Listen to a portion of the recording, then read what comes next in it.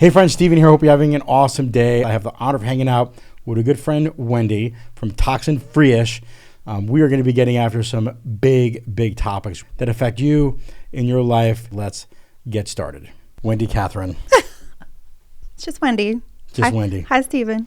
I want you to talk about Toxin-Free-ish. Okay. What does Toxin-Free-ish mean? And for the 4 or 5 people in the cosmos that don't know how you became you and your hero's journey, lay it down. So Toxin-Free-ish is my brand name, and it came from it was my response to the industry becoming super obsessive and super fear-mongering. And I really wanted, especially moms who are already afraid that they're responsible for the life of this child, right? Like, my sole job as a mom to keep my child alive. But we also want to do the best job that we can. And if we are stressing about every single ingredient and every single thing in our home, that level of stress becomes obsession. And I really wanted to talk to an audience of moms to tell them, you can be aware and be educated and do right by your family and chill. So that was where that came from, right? To kind of counter this obsessive nature that we see in the non-toxic, space right now. That's really bad for all of our mental health.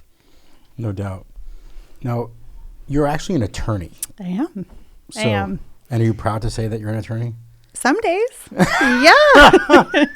Which days not? It depends on the day. Yeah. So walk us through the journey. So from attorney to activist to content creator, was that the journey? It was. That was yeah, the path. It was. Okay. It was actually a personal journey. So I started in law school. I had an interest and a love for environmental and natural resources law. So I specialized and I studied that. And then I went directly into government work, policy, environmental law and policy. And I did that for many, many years. And then I got really lucky and I got a job working overseas doing law, policy, regulation, and learned a lot about the REACH regulations, learned a lot about how the European Union implemented regulations. There's safety on chemicals and how the United States had very little.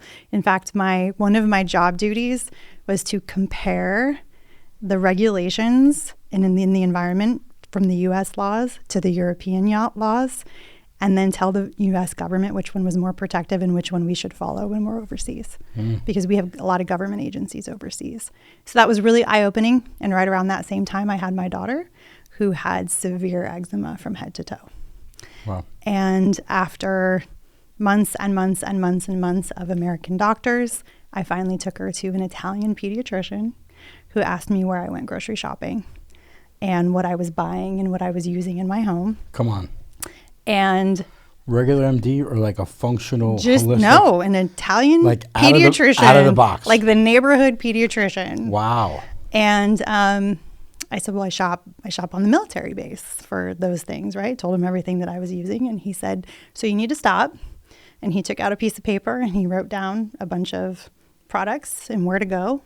And I went and bought all of these clean European products. And in 6 weeks, my daughter's eczema had cleared up.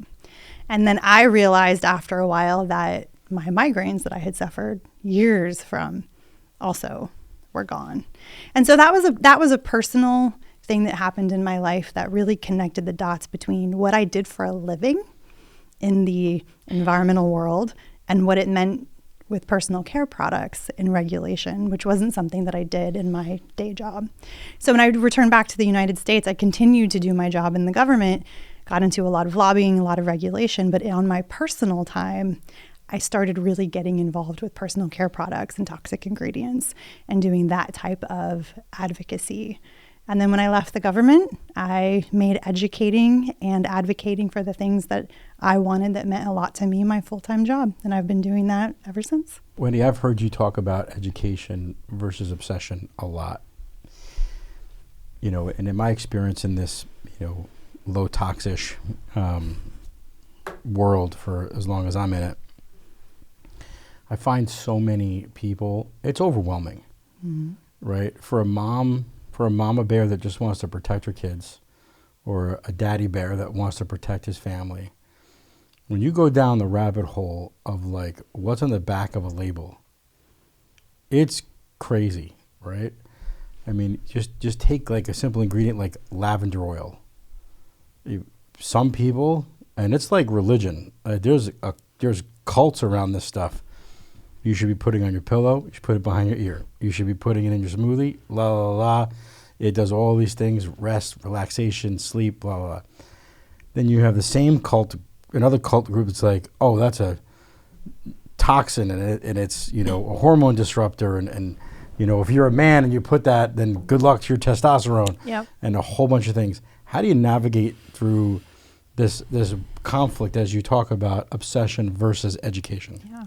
So with my particular skill set, my legal background, my ability to read studies, and also my gift, the gift that God gave me was to take really complicated things and to make them really simple to understand. That's my gift. That's what I need to be doing every day. So that's what I do. So in the case of lavender oil, I would create a piece of content. I would create a YouTube video or a podcast, which I think I actually have one on lavender oil. Do you really? And I would talk through the timeline of events and say, okay, why do these people believe this thing? And I would explain it and I would give them the sources.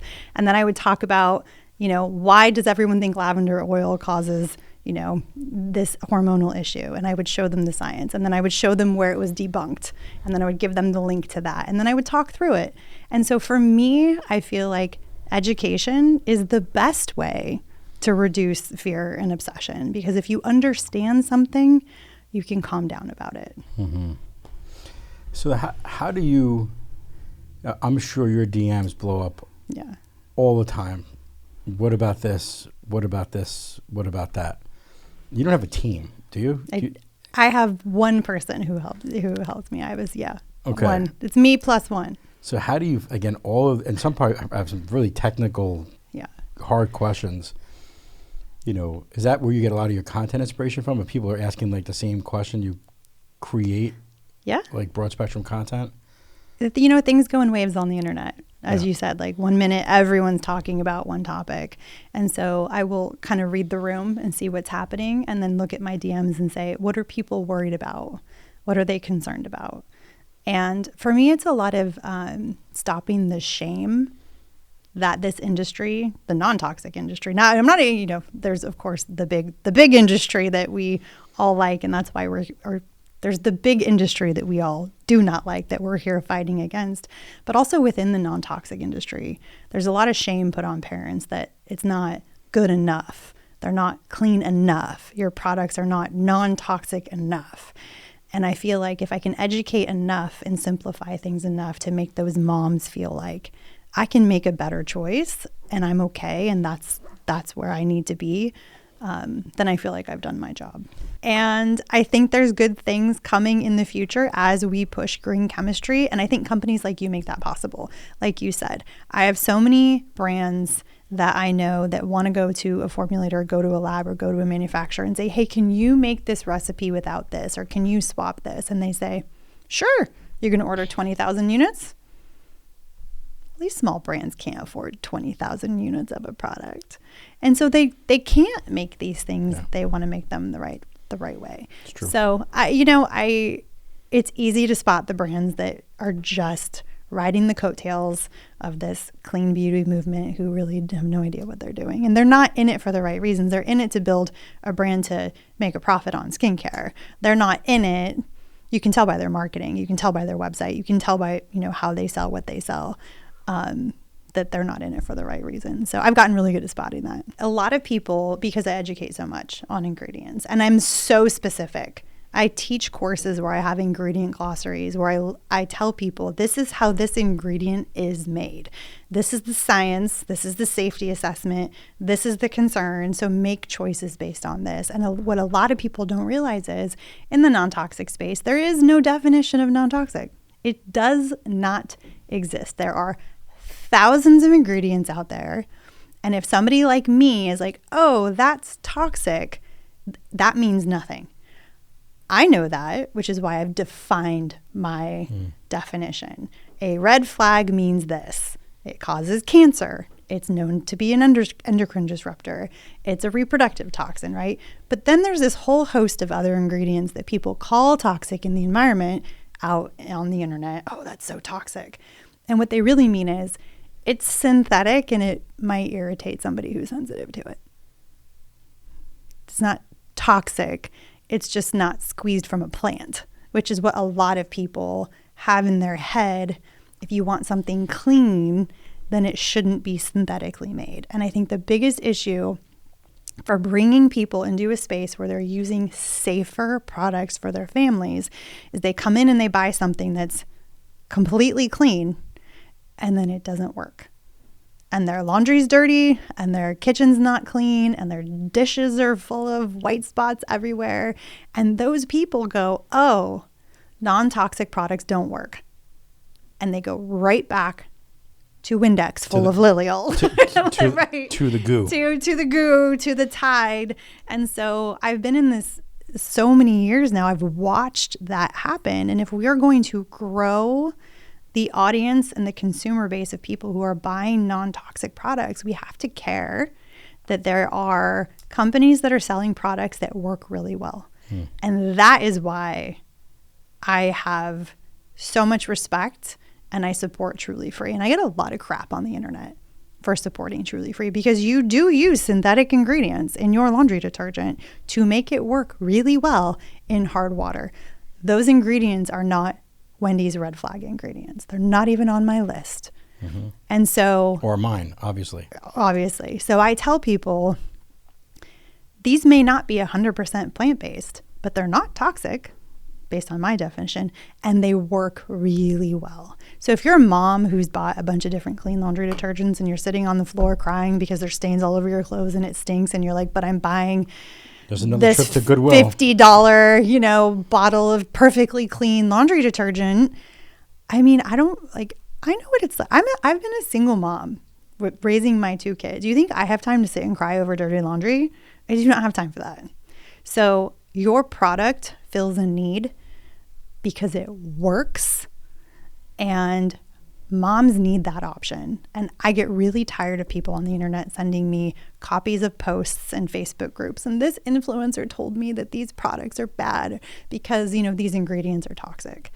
And I think we're doing a huge disservice to people who are trying to live a cleaner life when, to your point, people who got their ingredient PhDs on Google are just copying and pasting the things that they're seeing, and they don't actually understand the way ingredients are made.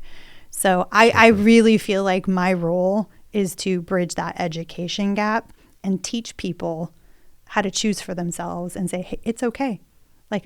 Education, awareness, we don't need to obsess about every ingredient. Get what works for you. This is a clean option. It's a budget-friendly option. And you don't need to sit on the floor and cry over stains on your laundry. This is actually why we created that trial pack that we just released, a couple weeks ago. Is, I think so many people, now that we've, grown to the size that we are, and, over 500,000 families we ship to every month, right? We're now going into, people that are very problem aware but don't know the solution. Yeah. And because they're chasing after products that don't work, they're like, oh, here's just another one with the marketing ploy. I'm like, hey, how about this? For pennies on the dollar, you can get a sampling of all the things that we do, trial sizes, use it for a couple weeks. If we haven't earned your trust, cool. But we're willing to take all the risk in helping the person make a switch, an easy switch, give it products a try, pennies on the dollar. Say, hey, if you're not happy, I'll even give you back your $5. I give you back your 10 or $15 depending on what package you choose. Say, hey, if we can't earn your trust, cool. But I'm willing to take all the risk in earning your trust. And not many companies will do that, right? And that's why we created that trial package so that people could, if they're like, hey, my laundry room or my kitchen sink is full of all the greenest, cleanest dishwasher stuff or the laundry stuff, and it's like, I got white spots, stains don't get out, so on and so forth. Hey, if our stuff doesn't work, cool, give you, zero risk. And people are really receiving that well. It's really exciting. I tell everyone, especially if you have hard water, just go straight to Truly Free. Just go straight to your products because of the ingredients you choose. That's the only thing that works in really hard water. It's true. Let's get out of product and talk about tech and platform, because that's something I'm very passionate about, right? And the reason why I started trulyfree.com was I saw, this attack on what was called free speech was a great idea once. was a great idea, right? A phenomenal ideal that unfortunately I think it's a past tense, was a great idea based on things we just talked about. And then when I saw what was happening with these, I feel like we were so early to the eco game, that by the time like people were really conscious about it, we already had momentum. And it was much easier to acquire customers and get momentum 10 years ago than it is now. Like the game is hard. Like it's bizarrely hard. And I'm on these stages and I talk to dozens, if not hundreds of entrepreneurs at these conferences that I'm speaking at. I'm like, man, you're screwed, right? Like the odds are so stacked against you, right? If I would knew now what I knew then, if I knew all these, and I had to start from the jump today with zero momentum, bootstrap capital, you can't get lucky. Like 15 years ago, you can get lucky. You cannot get lucky now. You have to be really, really good at your craft. And I mean all the crafts. And I saw what, these big tech companies are doing to these emerging startups that really like came out of like, I want to solve a big problem in the world, whether that's skincare, cleaning, ag. There's, just because people like you are saying, don't do this, do this. They're looking left and right, are saying, well, there isn't anything. So might as well be me. If not, me, who? Yeah. Right? If not now, when? And they're like, okay, let's go. And, they launch a brand, they get started, they build a website. They're like, oh, it's so hard and so incredibly expensive because of big tech to acquire customers through advertising. Oh, I'm going to go into influencer marketing. That's very scary because some creators will actually give you some customers. Some will not. Yeah. It's like, well, I need to diversify. So they go on the major marketplaces. And if they get any success there, like their product is private labeled, sold to a foreign hack, it could take them 3 years to get to page 1, get the buy box, and overnight they're on page 14 in the oblivion. And I just saw all of these things happening in concert, especially from 19 and 20 into 21. And I said, who's going to pick a fight with these guys? So we did. So I said, if not me, who? So we went years, millions upon millions of dollars, no investors, no debt, just as a God provided, we just built this massive platform. Now we're live and over 100,000 people have signed up in the last 60 days. And now you're part of trulyfree.com. Yeah.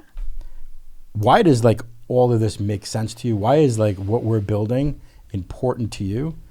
Why should it be important to a small business owner that wants to do good? Why is it important to a creator? Why do you feel, in your words, is Truly Free important right now in this time in history? When I think about the platform you've created, I think about the mom at home who needs to go shopping for her family. And I think what you've done is you built something where they can go, they can find multiple things that they need at one time, because that's why everyone's shopping at Amazon. Everyone's shopping at Amazon because it's quick, it's easy, and it's fast. And they can go to one platform and they can find a bunch of different things. So if you're a busy mom with kids and a job and a life and all these things that you're doing, and you can do something that makes your life that much simpler, you're going to do it.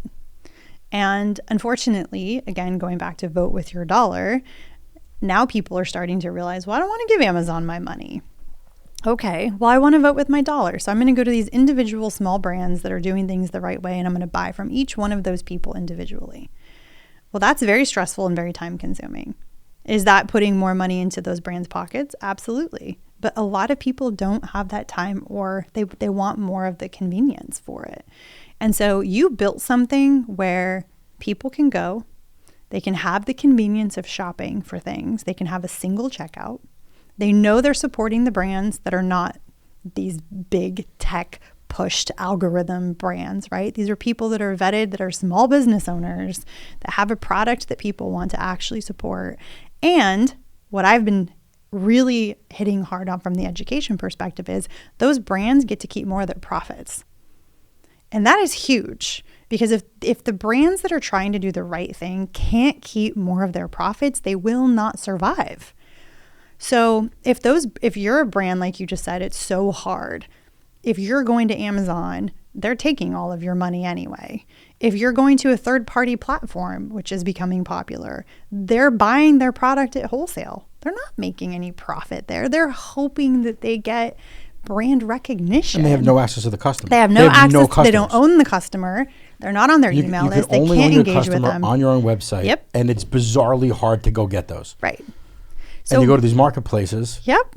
And you may get some revenue, tight margins, and you have no customers. Yeah. So you've created a place where people can feel good. It's like the great compromise, right? Like, oh, I can go to this place I can feel good about. I can support the brands that I feel good about. I can vote with my dollar. And I know they are keeping more of their profit and supporting them. So from a consumer perspective, I would say as a shopper, I shop on it. I just signed up for a Masa Chip subscription. I'm obsessed. They're the and best. you get like 4 free in a box when you sign up for a subscription. Have you tried their churro? Oh, it's a problem. Oh my gosh. It's a problem. Those things are dumb. Do you know that sugar is regeneratively grown that they put on it? I do. Yeah. I know Steven, the founder. Yeah. So I've been, coming alongside, walking with him in his business for a while now. He's such an incredible entrepreneur. So all their chips are good. The best chips in the market, for sure. Unbelievable. I shouldn't be taking the advocacy of a chip, but that churro is the best. Bananas. Yeah. But so you've provided that ability. And from a content creator perspective, the benefit is that I want to provide my audience with real solutions, like real solutions to their problems. And if I am telling them the only thing you can do that's doing it right, because we have this obsession right now going on in this industry of like, that's not clean enough. That's, has this ingredient. People are being so perfect and you're having to go to all these individual brands that most Americans can't afford, frankly. If you just make it easier, simpler, and more cost effective to allow them to shop all in one place, it's a no-brainer. And as a content creator, it's really great to be able to say, just go here. Mm-hmm. And you can feel good about what's happening over here. And people just want that simplicity. They really do. People are busy and stressed and tired and exhausted. And if we can make this easy, it's a no-brainer. You made it easy. I appreciate that.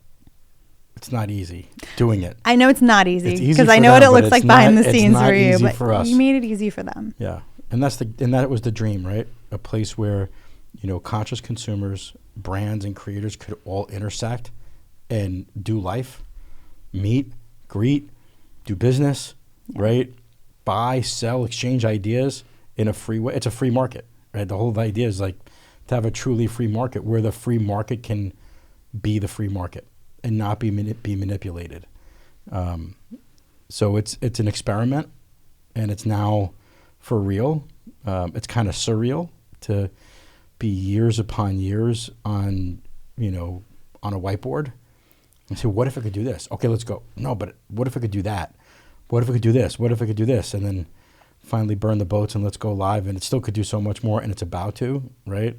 By the time this podcast goes live, we're going to have live selling, like lives published on the tech, on the app, so people could really like interact live with a live audience. Like, oh my gosh, what I think is the future of commerce. I mean, you're building the airplane as it's flying. And we're going for it. Yeah.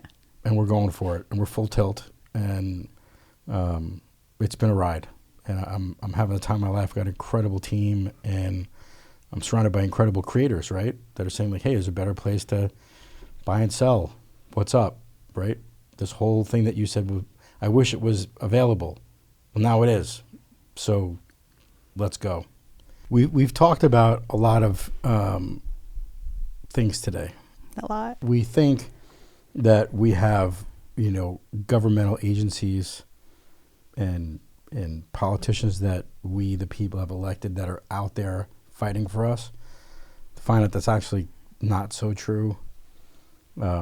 Big corporations, pollution, environmental toxins. There's some downers, right? This is some hard stuff to hear. You did talk a little bit about hope, right? Around now people on both sides of the aisle, like this populist movement, are now awakened to these things. Where is their hope, right? To someone that's listening, that's like, man, I just don't know where to turn. I don't know where to go, right? Give somebody some hope that it's not as bad as we said it is, that there is really good things happening. Let's start there. So I think there are good things happening. There are good people fighting the fight. But I think that really the real change and the real hope is in our homes. In our homes and in our communities. And it's that you have the power and control over what you bring into your home. So that's really important for people to know. You're not helpless. You can protect your family and you can bring things into your home that you choose that are safe for them, regardless of what politicians or regulators or what anyone's doing. There are companies like you that are providing products that people can bring into their home. And every time they do that, they vote with their wallet.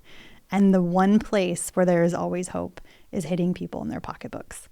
And so if your community, if your neighborhood, if your city, if your state, if the people you do have influence over, if you all get together and decide we're not going to give our money to these people anymore, that will make a tremendous difference. It matters. Voting with your wallet does matter. And we see companies about face when they see sales go down. That nobody wants to see that. So I think that when we know better, we can demand better. And it always starts with those individual choices of what we do with our families. And when you're having coffee with your friends, tell them, share your knowledge, share it in your living rooms, share it in your coffee shops. And that's how we build this bigger. That's how we make a difference. That's a phenomenal way to end this incredible conversation. Wendy, for the people that aren't following you, if they want to follow you, how do they find you? So I'm all over Instagram, Wendy_Toxin-Free-ish. I have a Toxin-Free-ish podcast you can find anywhere, even on YouTube. It's hard not to find me. Come follow me. Wendy, thank you for traveling up to Northern Michigan.